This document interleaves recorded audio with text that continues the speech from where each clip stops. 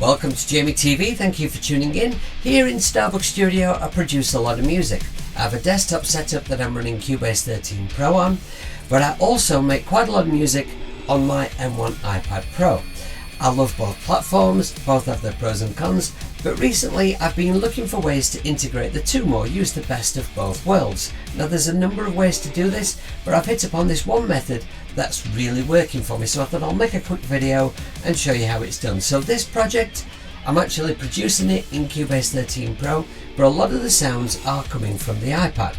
So no more piss-panting about, let me show you how that's done. In Cubase 13 Pro, I click the plus to add a track and select MIDI. My input device will be the iRig keys, which is connected to my PC via USB.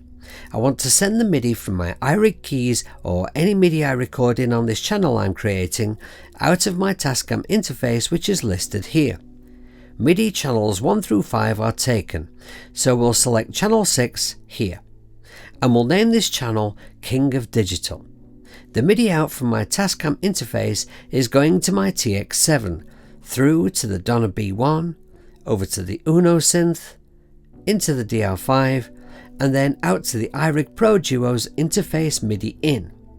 The iRig is connected to my 11-inch M1 iPad Pro via the hub, so in AUM here, if I add an audio channel, open King of Digital and then hit the burger icon, I can select here to tell King of Digital to listen to MIDI info coming into the Pro Duo, and down here on the channel filter I press none to switch off all MIDI channels. Then switch channel 6 back on. This blinking orange light, by the way, indicates that MIDI is being received by the iRig Pro Duo, which indicates the same thing itself with a cool blinking red light. Now if I play my iRig keys, we can play King of Digital. I'm going to add real phase here as an effect and a preset I made. Let's record some MIDI now in Cubase 13 Pro.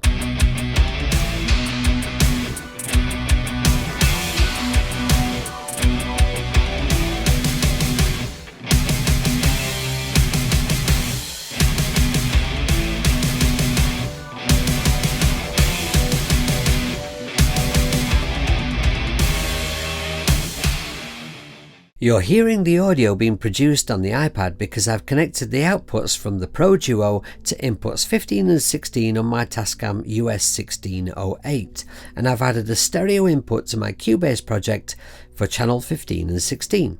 Now let's do a little Doctor Who move and jump forward in time. Now of course, all of these amazing iOS synths are being played by MIDI from my Cubase project, so they're all on separate MIDI channels. The limitation to my current setup is that I will have to record the real audio from each iOS synth one at a time to get that real audio into my Cubase project, because the iRig Pro Duo has only one stereo output. Now if you watch my videos regularly, you'll know that I regard the iRig Pro Duo as the best class compliant 2-in 2-out combo input MIDI in and out small form factor device in its price bracket. It can be mains powered, battery powered or USB powered, and it's stunning in the studio but small, light and robust enough to throw in a bag and use on the road.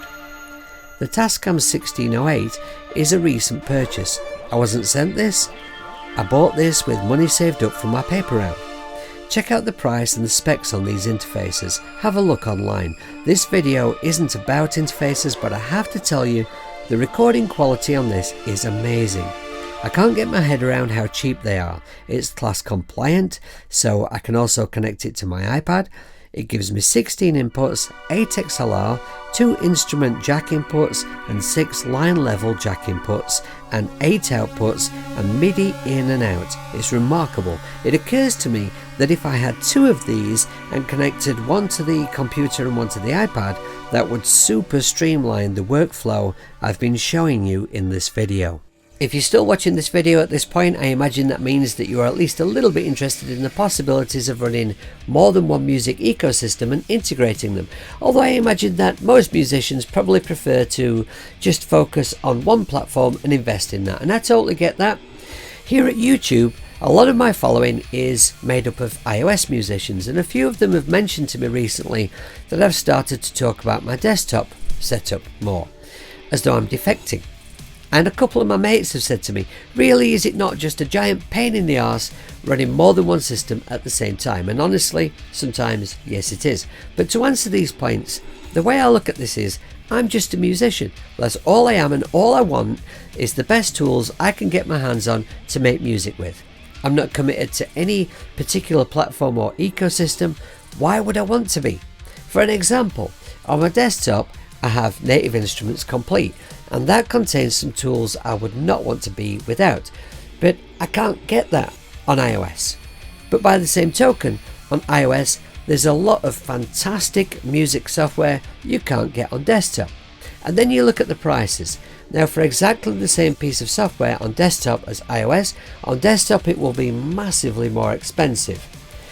But the prices on iOS do worry me. I mean, there's a phenomenal amount of incredible software on iOS that is just ridiculously cheap, and those prices really need raising so that someone other than Apple can actually make some money out of that particular music ecosystem. Now, as I move forward, I'm going to be looking for more and more ways to integrate these two separate systems. I feel like I'm not there yet. As I continue to progress, I will share more videos showing you what I've discovered, what I've learnt. One thing that's been really disappointing to me is that, well, you see, I'm a Cubase fanboy, right? On my desktop, I'm using Cubase 13 Pro. On my iPad, my favourite DAW is Cubase 3. Now, Cubase 3 has long since had Ableton Link added to it, right? And using that, I've been able to sync up Cubase 3 with all kinds of different things. But I can't sync it to Cubase because Cubase doesn't have it. Even though, if you look online, a great many people have been asking for Ableton Link in Cubase for a long time, you know, but for some reason Steinberg have never added that, and I've tried to find ways of sort of jerry-rigging Ableton Link into Cubase, but I've not been successful. That's a real big disappointment to me.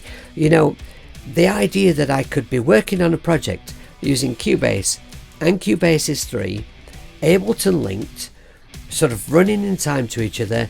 I could use the best of both worlds, and then at some point I'm going to have to say, well, you know, this is maybe becoming more of an iOS project, so I'll render some audio from my desktop part of the project and send it over to iOS. And if I had two of those Tascam interfaces, that would be quick and easy to do.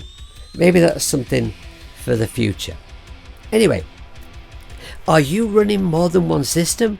Have you got, like, you know, a bunch of different things that you integrate to make music with? I would love to hear from you. I'd love to hear how you do that. If there's anything I've talked about in this video that you'd like some more detail on, then don't be shy. I'm here to help. All my contact information is down below the video, or you can simply comment below the video. Ask your questions, I always reply.